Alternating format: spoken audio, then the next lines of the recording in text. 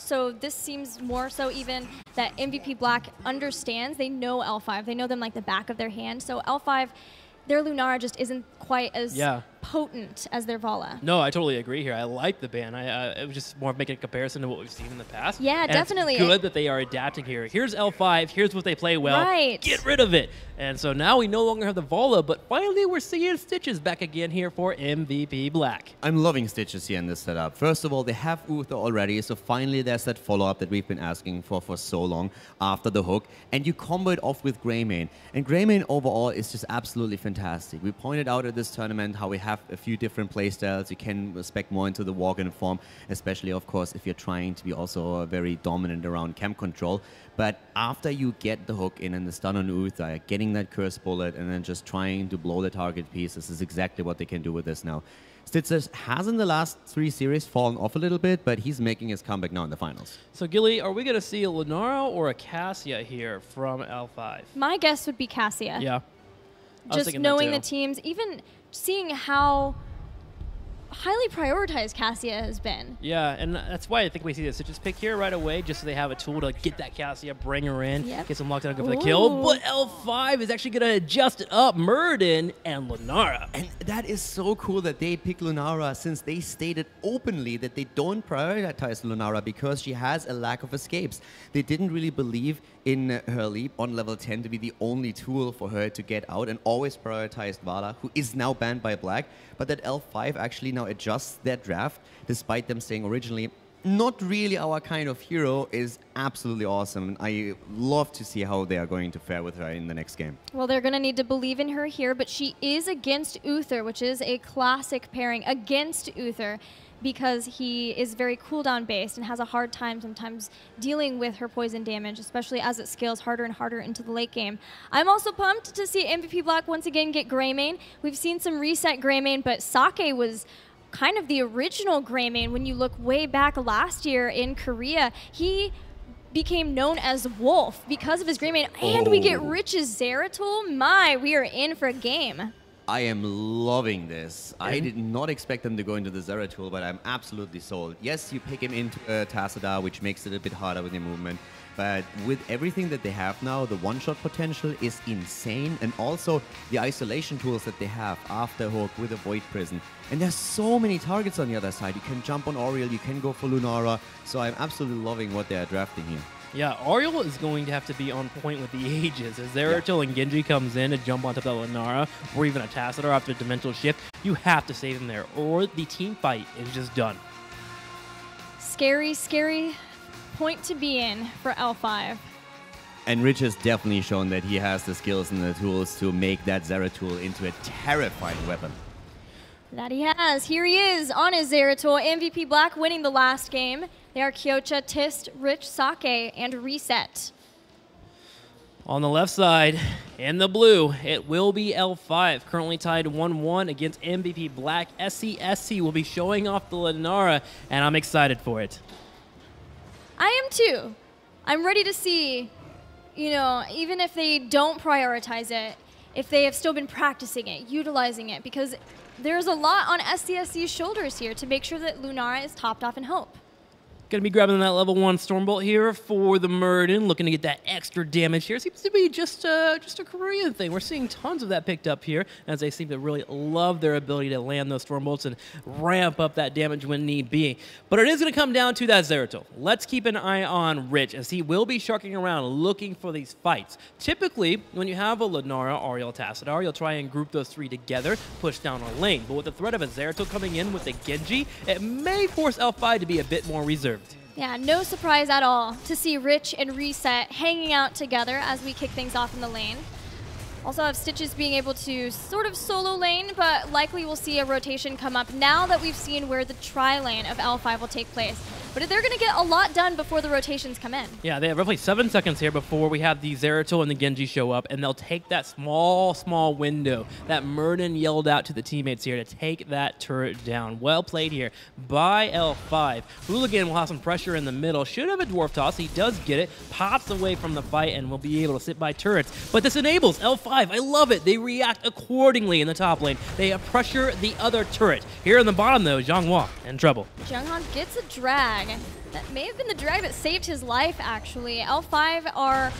We know what L5 wants to do with this composition. They want to have one person in each lane, ideally have Dahaka the furthest away, and then you have Murden in the middle just to kind of hold the lane. But it's all about what these three people can do up in the top. MVP Black are attempting to at least try to keep up with the Uther and the Greymane in the bottom, and doing the damage that they did to Junghan, seeing him walk all the way down, that gave them enough time to catch up, while the rest of MVP Black rotates between mid, holding onto that lane, and then going top looking for ganks. That's right. The correct answer here for L5 is to just go ahead and push in the top lane. Well, MVP Black is doing a great job of controlling that middle and bottom with their constant ganks. Actually, they've gotten a bit more of a fort lead here in terms of damage done. That Greymane being uncontested for the small amount of seconds that you alluded to was just enough to give them a nice spotting.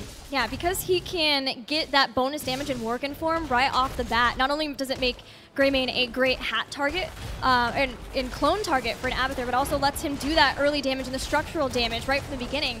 The drag's going to come in, and SDE is here slowing down Sake. Kyocha doing what he can to heal, but again, very cooldown base for Kyocha. He's also low on mana, but Sake makes it out with a rotation of reset. Nice little juke too, jumping to that bottom wall. If it got in the bush to the top left, Dahaka could have given chase and gone for the kill, but him going to the bottom left deters away that full-on engage from the Dahaka. So MVP Black will be able to get a fort, but L5 answering back with a tribute in the top, and they have yet to find that room to keep pushing in, as they're just a little bit too frightened of the Zeratul.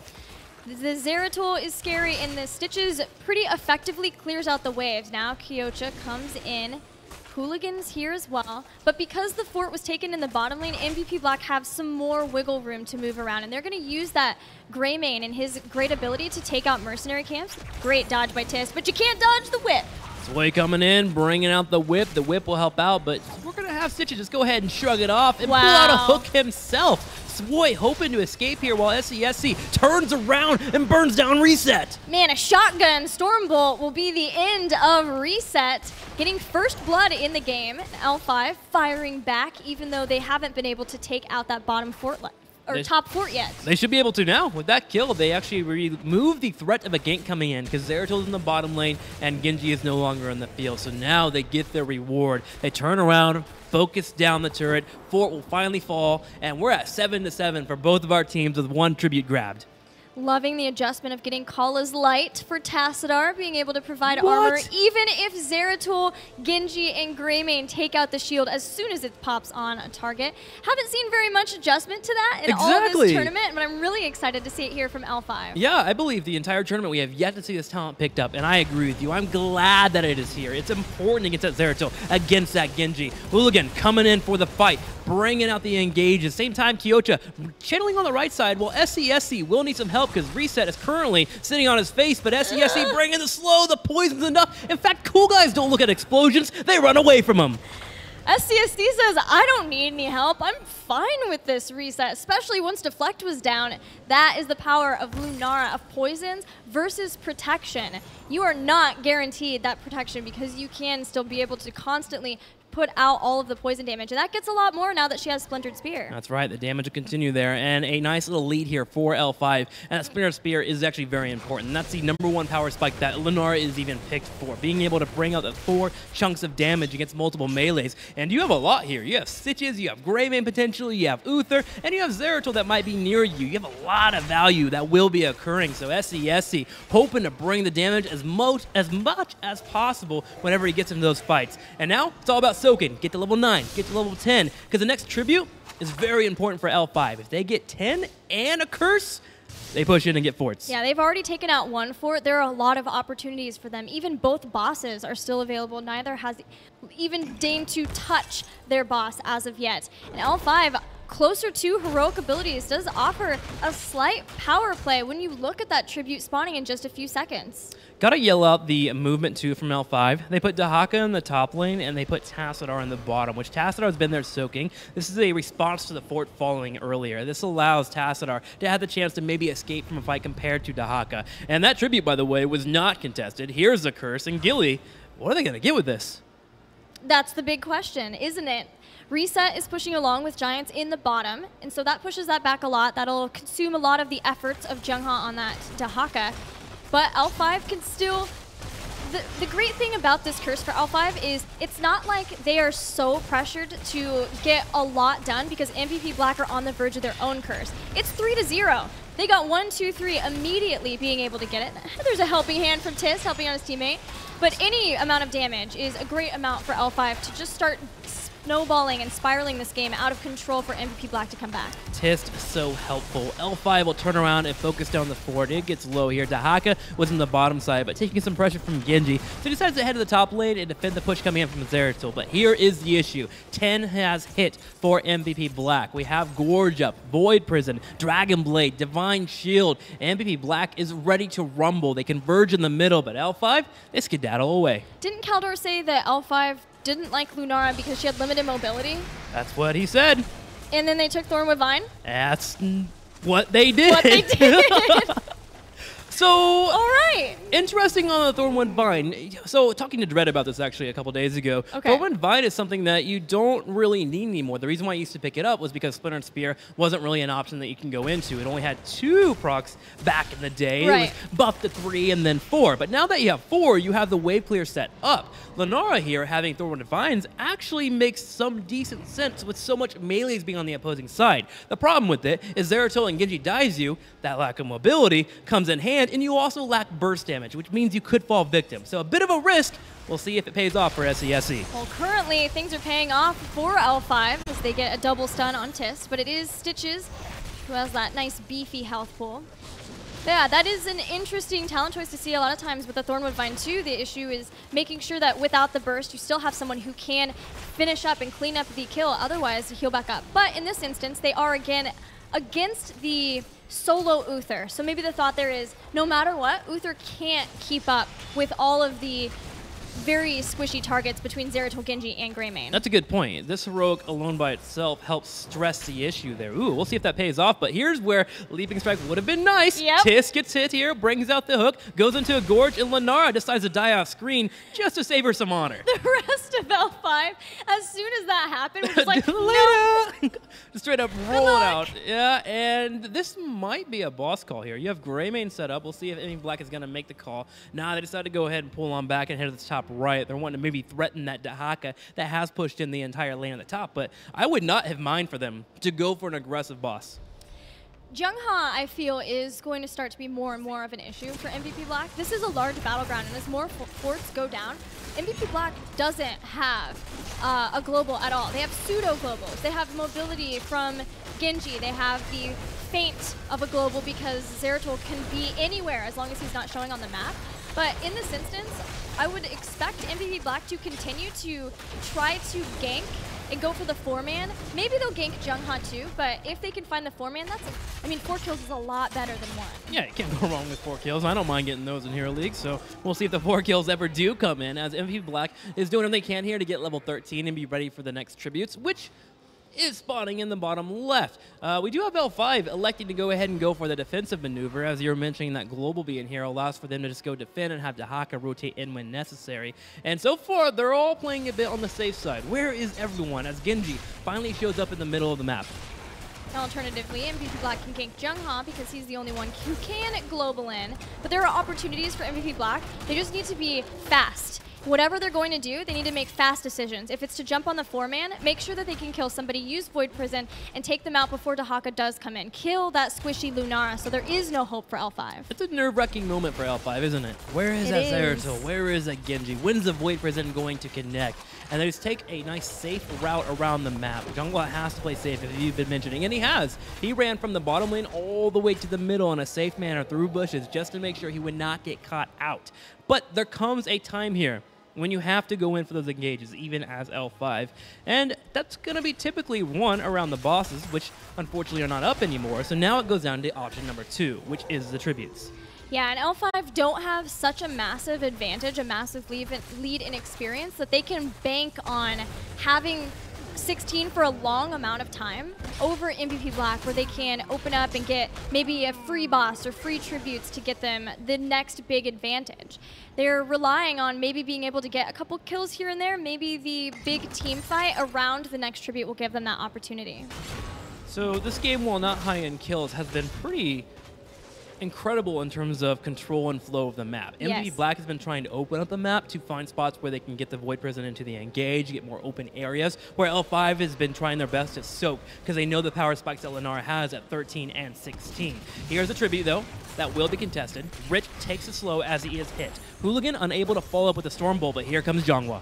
Hook is out. That gives a little bit of time for L5 to Isolation. move into position. Divine Shield has been used and reset quickly. Starts slicing away at the members of L5. My golly, that 5-man VP gets nothing out of it as MVP Black decides without the Dragon Blade that had to be used earlier, they had no follow-up. Unfortunate for MVP Black, but it makes sense. Man, that is a pro call in all senses to drop such a long cooldown. Yeah. Heroic of VP. Immediately see, there's no way we flank around this. There's no recovery. It's only going to get worse. They have a double support with the Tassadar. We need to mount up and get out of here. Yeah, I mean, if I'm Uther there, I turn around, pick up my hammer, yell Geronimo, and charge in. And then I die. But that is such an enticing moment, right? A 5-man VP. You gotta love the control and the patience from MVP Black. But here is the negative effects of it. 1, Dragon Blade is down. 2, Void Prison's up, not up for the next 50 seconds. Luckily for them, they'll be able to play safe on the next tribute spawn as they won't have to engage it because L5 only has 1. But that puts them 1 tick closer towards that curse. The nice thing, too, for MVP Black is that tribute that spawned was in the safe position for L5. So at the very least, that was already going to be a more difficult one for them to take. And they didn't lose anybody. They're still 16 now. They have plenty of time to find the hole in L5 strategy. Rich with the sick jukes, able to get out. Just kidding. Soy says, hey, here's a ribbon. Rich gets low on health, gets poked down, and Rich will fall. That's unfortunate. That it is, especially with MVP Black and needing that VP that what is coming up right now. Problem is, you just put a pseudo 30-second cooldown on top of that. Tribute spawns. MVP Black, again, has to play the patient game. They've been... Oh! Tissed with the hook across the world. Lands a gorge, brings Hooligan back. Sadly, it's just a Murd, and he should be able to get out, and Swoy and crew will come in and fight. The fight is on. Rich is not up for 8 more seconds, but Reset still has Dragon Blade. Divine Shield has to be used, but the hit bars are just not going down for L5, really. Between the Tassadar, the armor that's given when the Tass Shields break, and then the Ariel who has constant energy, thanks to SCSC being largely fine, MVP Black just still has not been able to find an opening in the fights. But they created an opening with that hook. They get everyone up now, and they can actually contest this area. Rich is sharking around. The fishing hook goes through 3 people and lands on Ariel. Tiss will be focused down, but Lenora, the main battery for this entire team, dies. Oh, Rich gets dragged back out. There is the Crystal Aegis, which blows up Genji. Void Prison in the back only hit the 1, and that spells the end as well for Zeratul. 2 down. Another. Stop it! He gets a gorge, brings back his opponent. Hooligan underneath the keep wall. Oh, tries to jump out, but misses as he collides with the wall. Gilly, are you okay? The hooks just come off screen, and so it's just like, here's a casual hook. It just lightly grabs them and pulls them all the way back in. It's been a while How? since we've seen Fishing Hook, and it's something that you have to think about. I mean, these teams haven't played against Fishing Hook in a while, so you have to always reposition once again and read for it to come your way. He's 3 for 3 on these fishing hooks. That's 100%. That's right. That's great caster math. Thank you so much. As boss is the next objective for MVP Black with Greymane here, and if you know your opponent's on the opposing side of the map, which they do, they stall the Haka, they charge in and grab the boss instantly. L5 will answer back, and this game continues to be quite the delight. This series is quite the delight. This is only game 2 of this grand finals, and it has been back and forth as the first one. No keeps taken out. We are approaching 16 minutes into the game. We're also approaching Curse Point if L5 can get that tribute, but it's a long way away from L5 currently. MVP Black had 2 options here. Go to the opposing boss and try to force a fight, or grab the tribute and be safe. They decide to go for the former, and sadly it does not work out for them, which allows for L5 to head up and contest the tribute. If they get this, they will have a curse pushing in with a boss in the bottom lane towards the keep. Rich looks in to see where the members of L5 are posturing. L5 do not have to fight this. But They Hooligan's do, going to though. go in, and they're going to do it. Hooligan jumps in. Tist will have Lunara in his belly. Stun, stun. Rich comes in with the swipe. Protect barely keeps Reset alive. Hooligan dives out the brink of death, throws down the Thunderburn, and Zeratul is eliminated from the fight. It's a 1-for-1. SDA with the Archon is able to get a kill on Zeratul, and they're looking for a kill as well, continuing the chase. Jongwa looking at Tisk. Can he hit the tongue? The tongue goes out. Here comes Sway. He's going to put him against the wall. He doesn't quite hit it, but he puts him in a corridor as Tassadar beams him to death. Hooligan throws a Storm Bolt around the bend.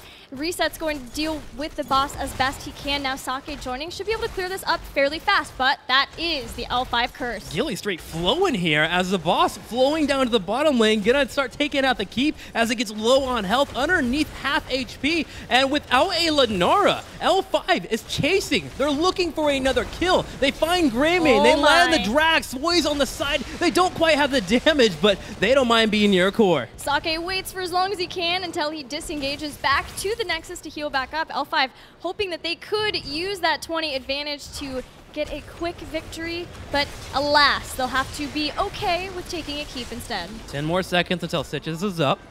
L5 with level 20, continuing to push in the Giants, and Lunara is bounding her way down here to group up with her teammates. Will they make the call to go for a push and get more on this keep while they have a full level? The answer is looking like a no, as they go ahead and posture around the Knights. Sad part about this is there will be time for MVP Black to get level 20, so we still have a late game on our hands. Well, let's talk level 20s for L5. We've got Twilight Archon, which is the standard with Archon. Contagion, which we've seen a lot of, quite a lot of, especially lately here at this event when they have Isolation. And Rewind, Shield of Hope, Ariel was considering, but she still has that. And I do believe that that is the 80% movement speed. That it is. Stride, Galloping Gait for Lunara. MVP Black almost a 20. What are we looking at? We're going to have Rewind. Redemption will be huge for Uther. While I actually enjoy that level 20 here for Lunara, because when you do proc it, when Dragon Blade is coming your way, you can bank hard enough to where you can actually dodge out on the Dragon Blade trying to hit you. So it is a skilled matchup that is allowed here for Lunara. Sad thing is it might not quite help out against Zeratul, which is the other threat. Bulwark of Light over Redemption. Oh. Kyocha's life just became that much more meaningful. This has But been 2 picked. extra seconds and a cooldown reduction. Yeah, it's been picked a couple times in this tournament.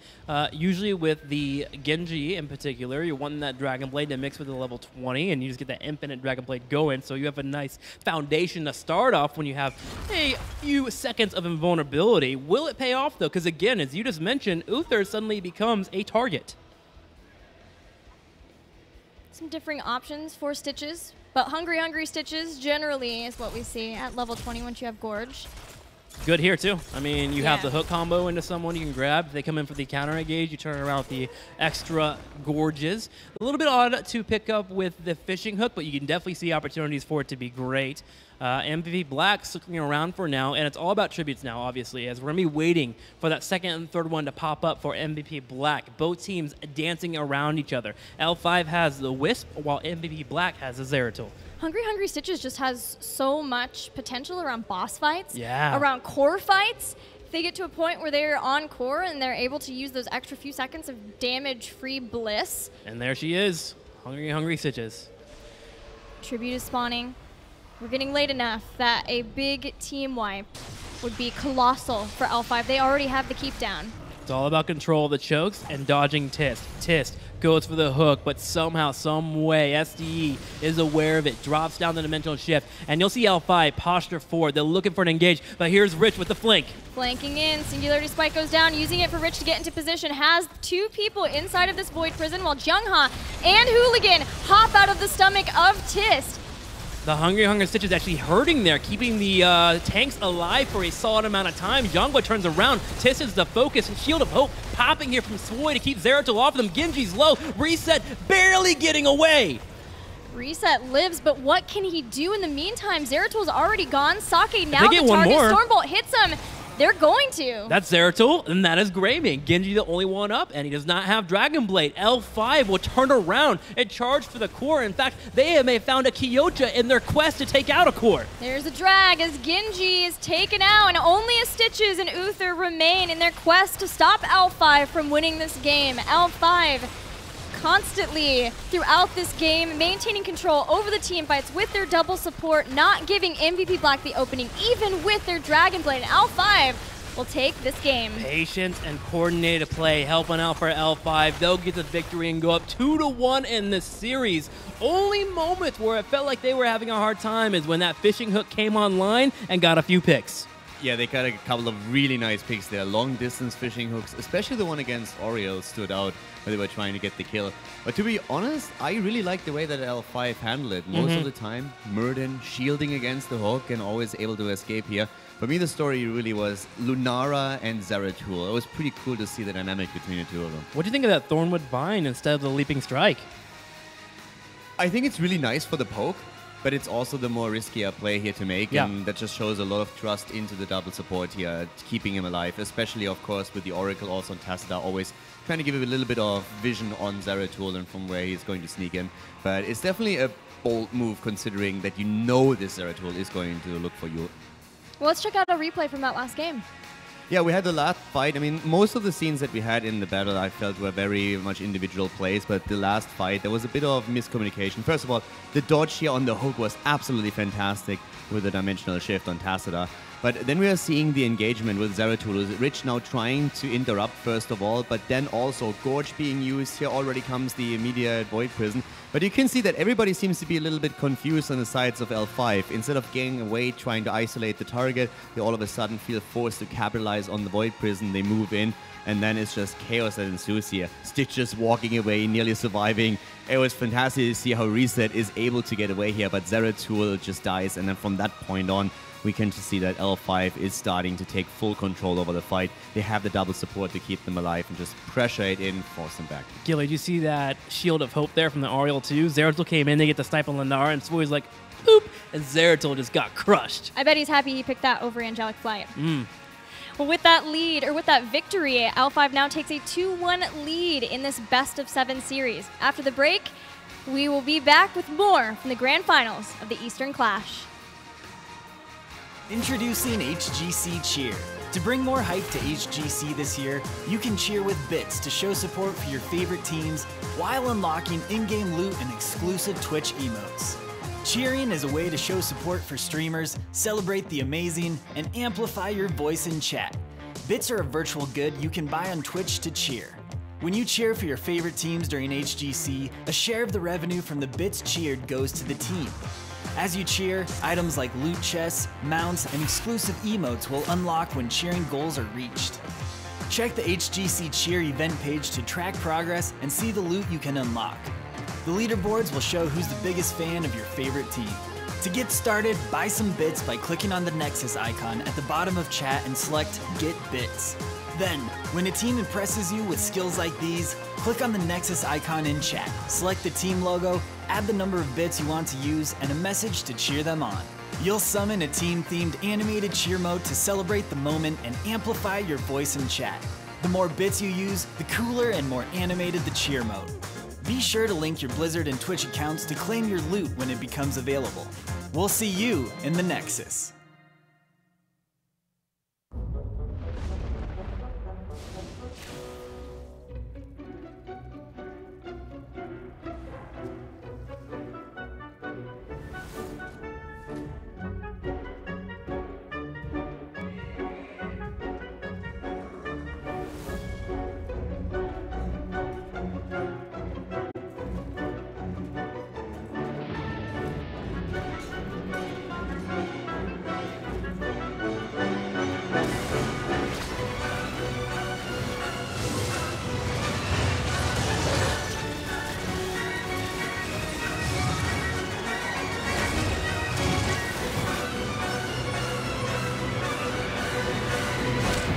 Heroes of the Storm.